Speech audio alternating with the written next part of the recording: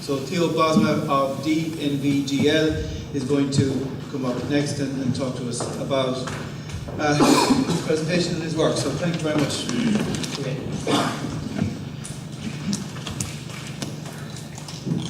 Thank you very much for inviting me here. And before I will start speaking, I'd like to start with a movie, so maybe someone can assist me.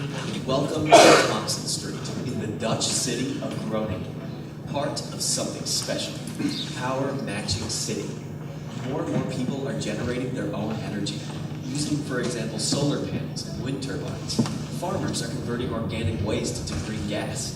Every day we see more electric vehicles that you can charge at home. This results in a completely different set of requirements for our energy system. Take the example of a highway.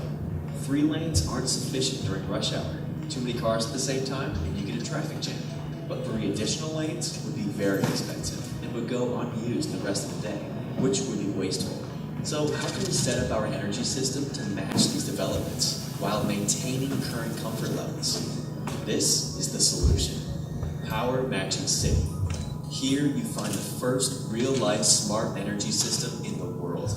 All these houses are connected to the system. The residents enjoy the same comfort levels as before, but with one major difference.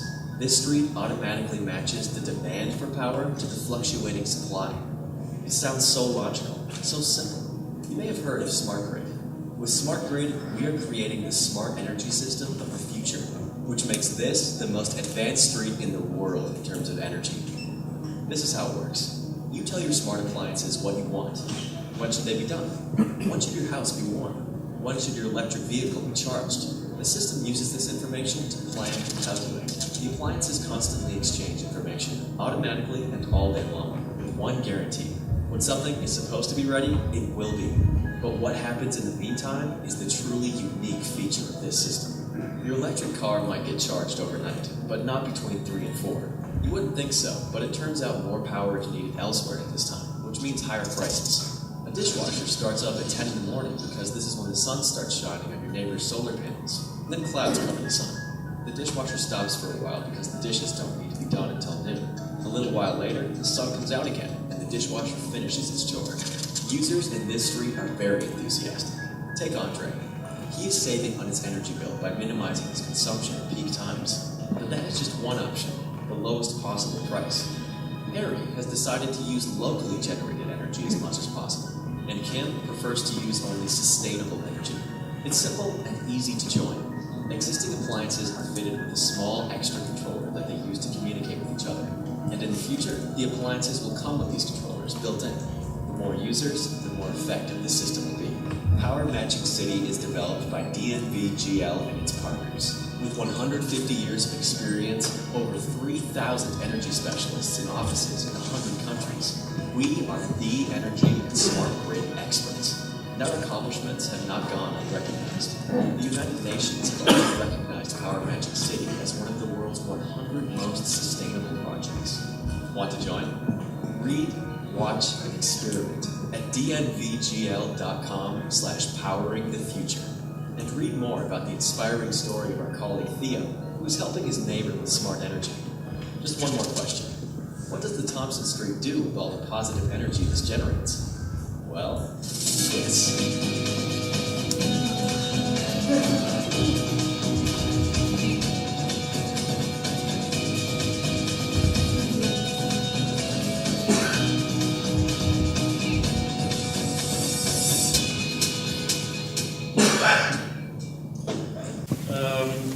But I would like to talk today, and actually my talk has two titles. One is Electrifying the Future, and the other one is Renewing the Social Contract.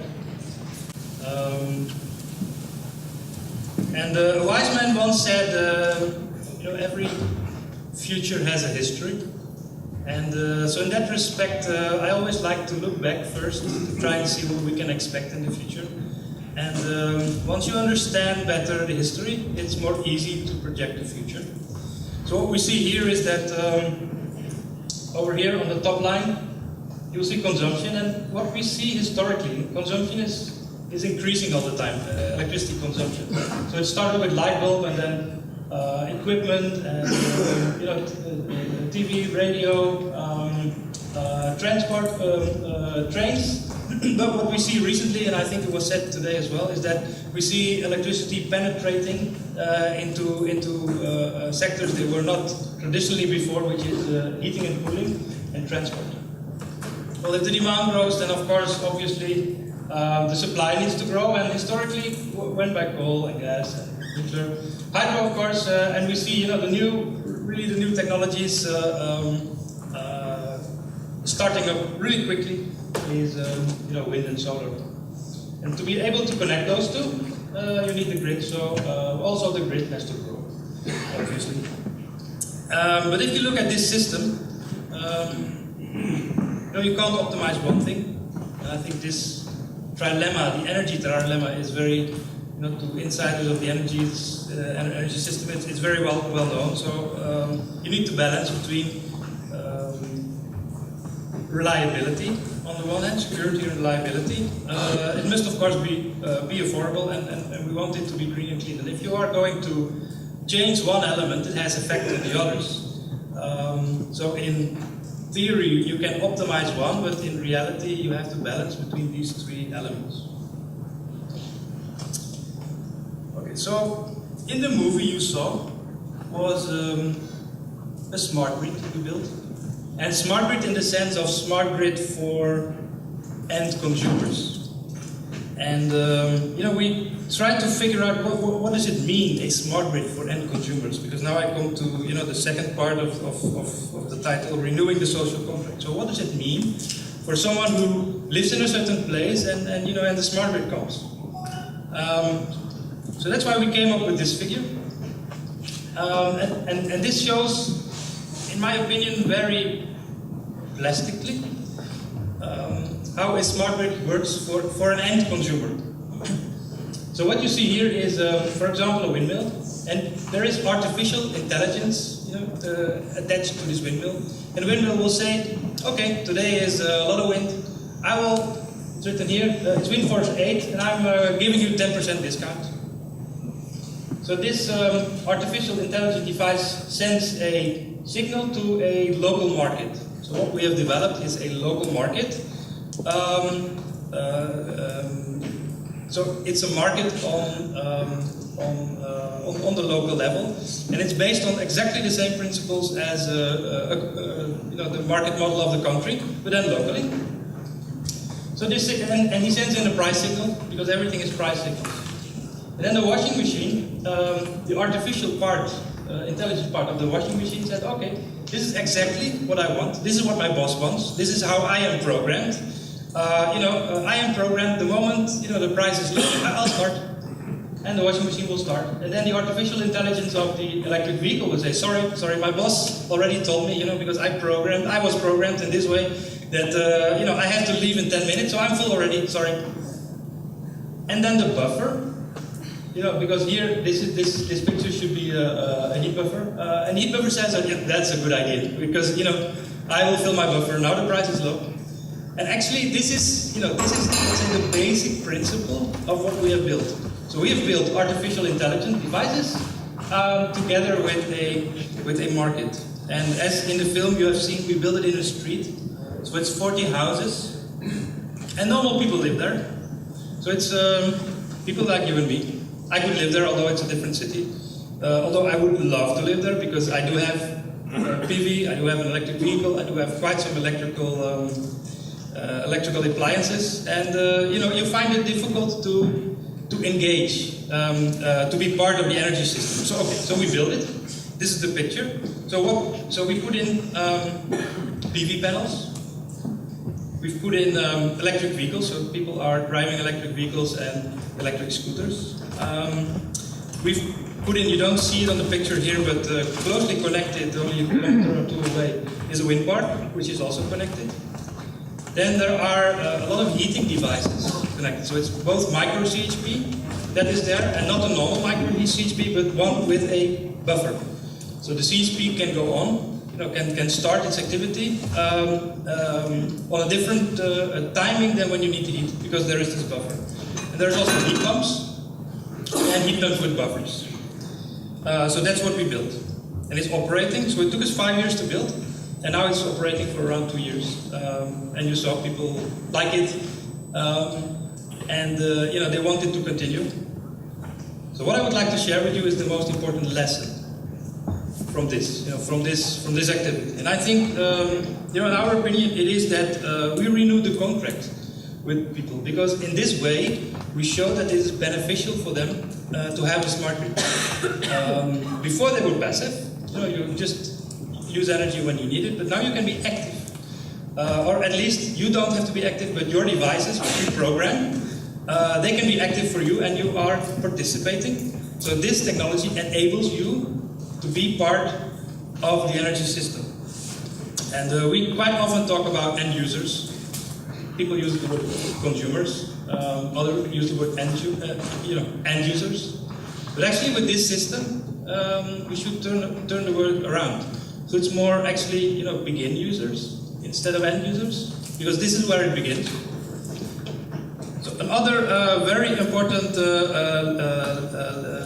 thinking lesson was that, this actually started as technology. So we started as technology, a way to integrate more renewables into the grid. But in the end, it is that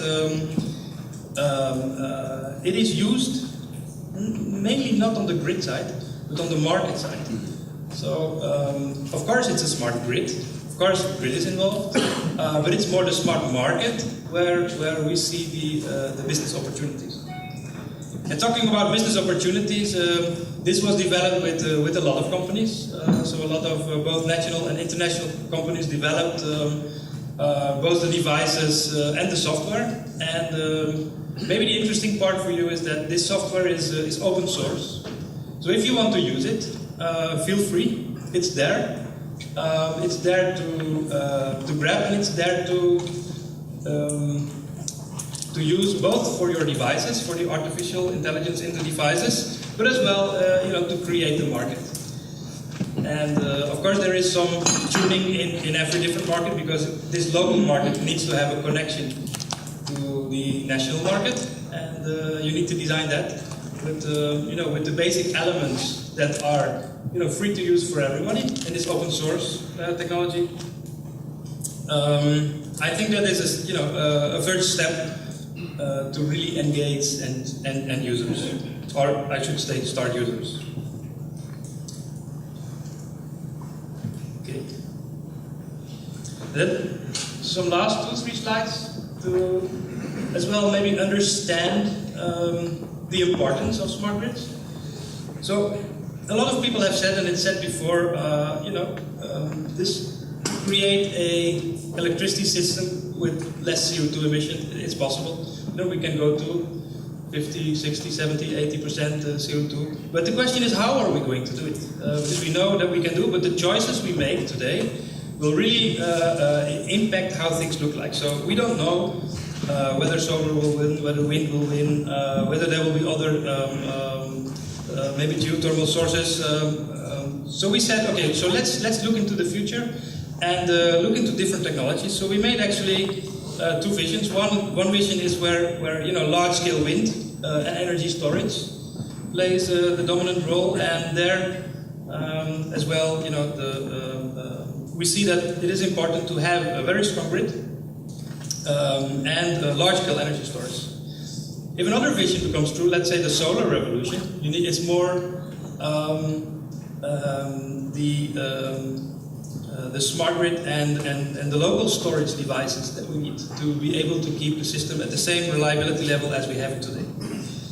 And then we did the third vision, and where we said,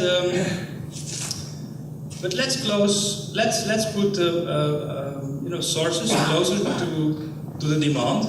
And of course, this is difficult, because you would like to build your wind farm as on the best spot possible, with the best wind sources and the highest utilization rate. But then you need the grid, and you need to transport it. So why not try and organize that a bit, and try and locate source and demand closer to each other. And if you do that, of course your renewable energy will yield less, but you also will have lower needs for grids. And the interesting thing is this balance out. And in all these three visions, and that's where I will end, is smart grid technology can really save up till around 20% of investment, can reduce curtailment, and can really engage people. So that's why I would like to end. Thank you very much.